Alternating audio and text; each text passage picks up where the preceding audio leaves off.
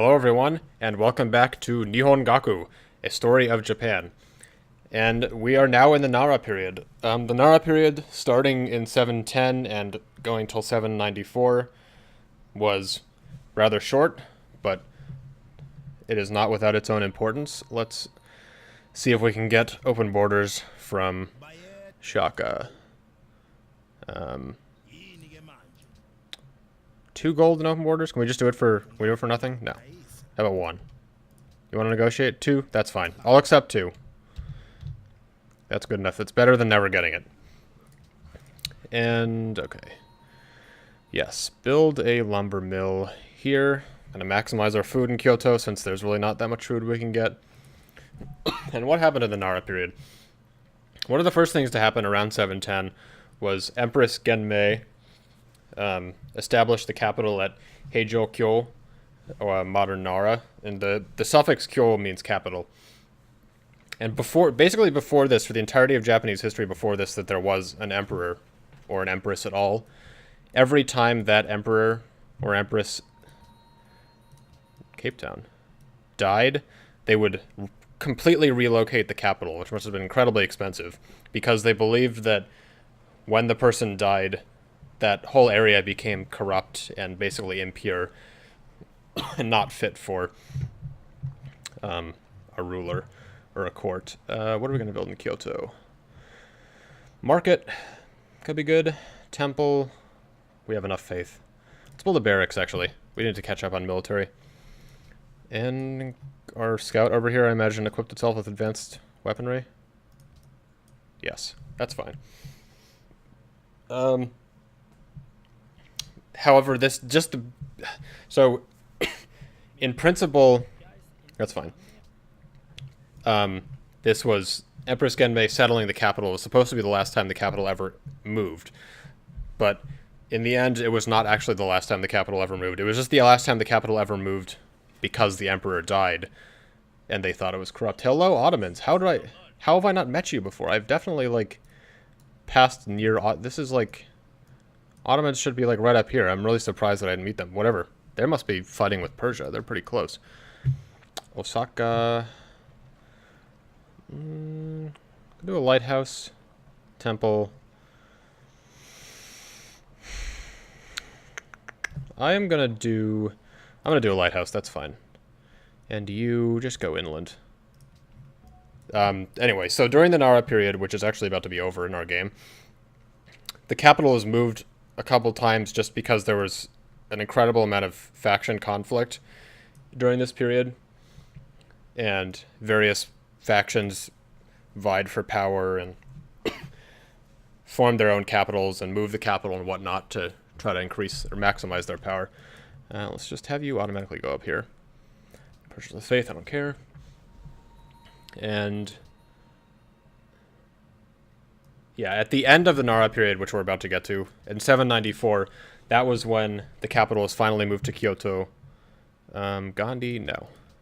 Where it basically stayed until 1194, or sorry, no, it stayed until the 7th century. Except embassy, yes. 17th century, which was quite a long time. It moved briefly a couple times, but it's not really worth talking about.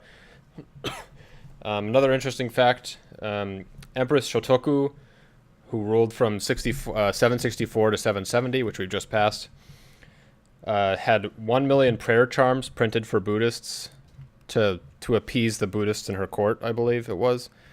You can keep going this way. Reading off my notes here again.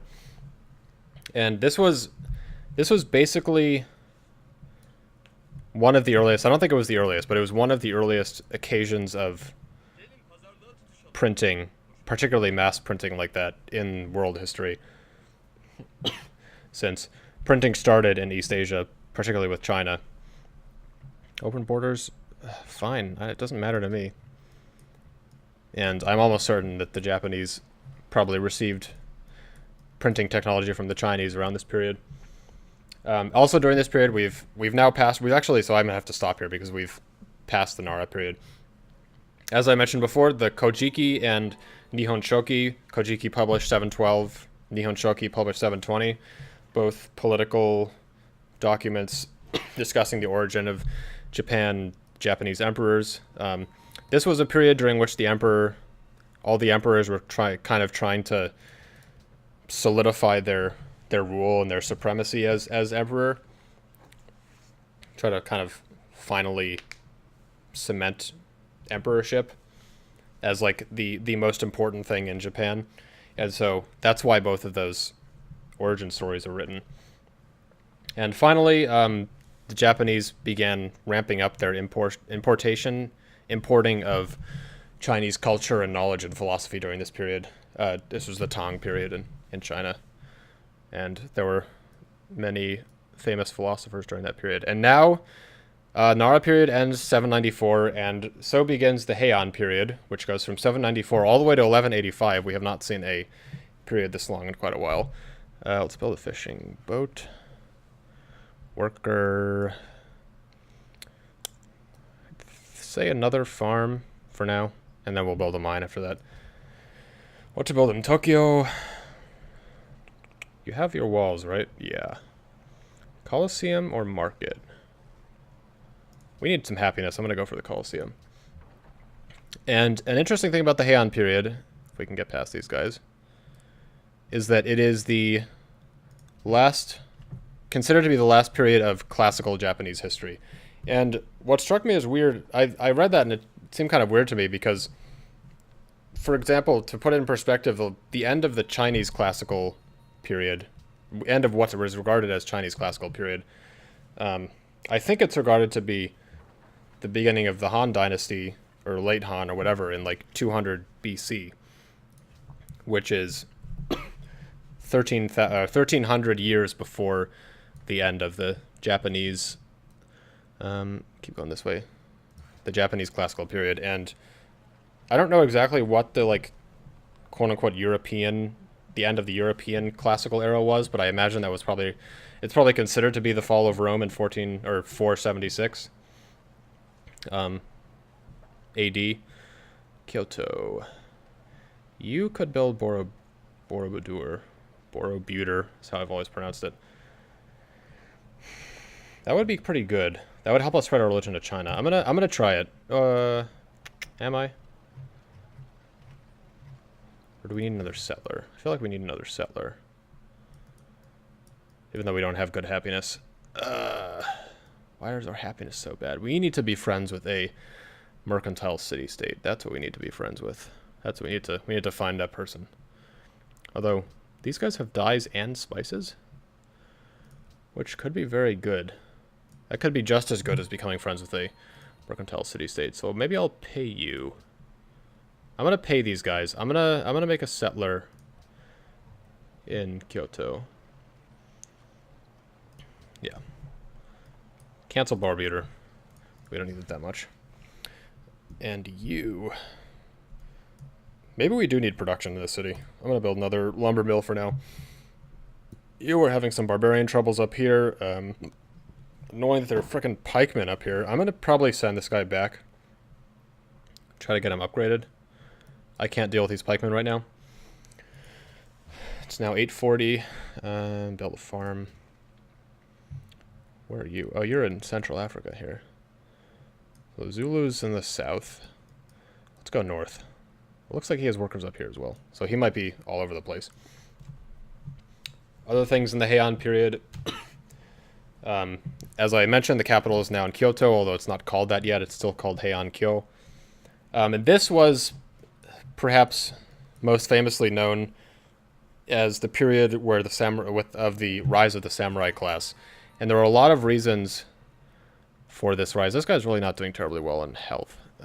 These are the Canaries right here. Might not be that far north. Yeah, I don't think we're that far north. Never mind. It's like New Guinea or something.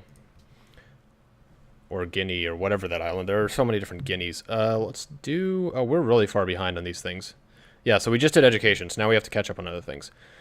Let's just go straight metal casting. We need to catch up. And what do we need to do? This guy. Oh, this is a writer.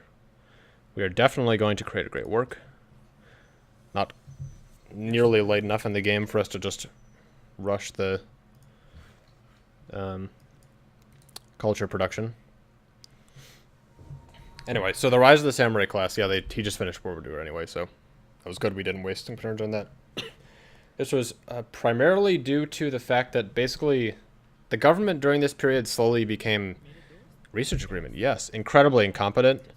I'm not exactly sure why that was the case. I mean, I think partially it was because other clans, particularly the military Fujiwara clan, was taking control, and they basically were not like the emperor family, but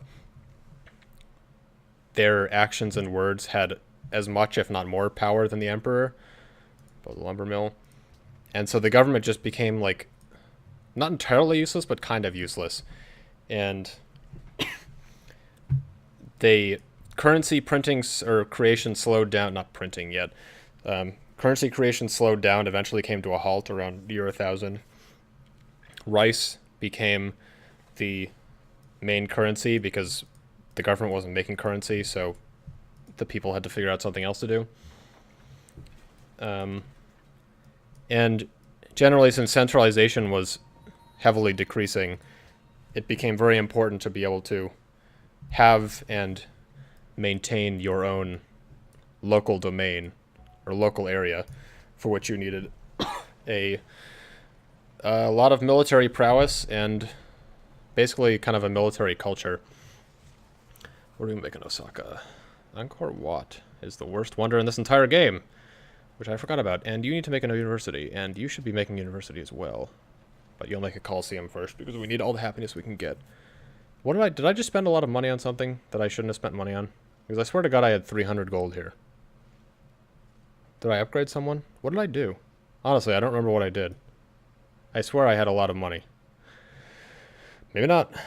Maybe I'm making things up.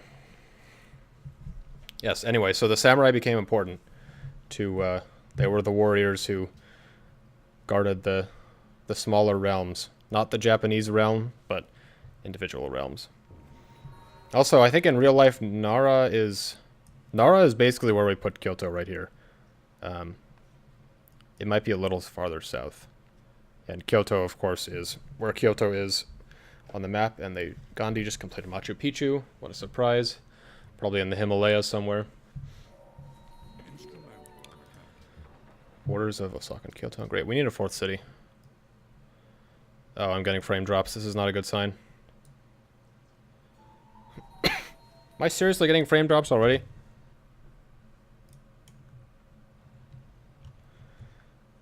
I'm gonna try to solve this problem, but I don't know how to solve it. Don't do this to me. No. Like 15 minutes into the video, not even. I'm gonna pause the video for a sec. Alright, gonna try this again. We'll try to make as much as possible of these last few minutes. I need a new computer, for God's sake. What was I saying? We are going north with this trireme. The game is utterly frozen now. I don't know if that's... Seems to be because of the recording problems. No, don't do this to me. Why? I have 70 gigabytes free on my damn computer. Tragic. Tragic. Well, this video might be a little short. I guess I can just talk for a little bit while this turn is... Oh, look, Greece. Wow. Hello, Alexander. Goodbye. So the Nara period, let's see. Well, I guess most of the things that I have to talk about the Nara period don't need to be talked about until later. So I guess I can just make this a short video, as unfortunate as that is. As long as this game actually continues to progress at all, I can finish as soon as this turn is over. Turn 9, turn 10, India, 66, and yeah, that would be Greece. Someone's up here, where should be? Yeah, I don't know how we met Greece. Oh, that was Tyrese right there. He's come a long way. It's pretty impressive for a lowly CPU like him. Okay, so I think this is, sorry, not 1940, not quite there yet, it's 940. This is going to have to be the end of the video because my computer has completely broken down. Thank you guys very much for watching, and I look forward to finishing out the Nara period with you guys next time. See you guys next time. Bye.